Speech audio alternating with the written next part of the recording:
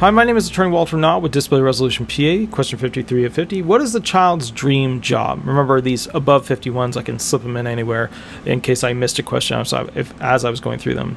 What is the child's dream job? This is a tough question because you might have a child sitting there and giving testimony about like, oh, wow, I want to be a doctor. And then the child comes out with this beautiful summary timeline of like all the things they need to accomplish to actually get to that point. And that can be really harmful to the claim because it shows, a cognitive ability of the child to break things down in timeline format to achieve goals. That can be harmful for the claim because then the judge is like, wow, this kid's mentally capable of doing this.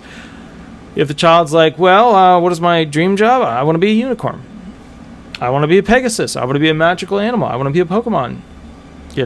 Those are two extremes, but you get the point. They're going to answer somewhere in between, I want to be a doctor, here's a perfect timeline of how I'm going to get there, and I want to be a Pokemon. All right, guys, I'll catch you a little bit later. Please remember to like, subscribe, leave 5-star reviews.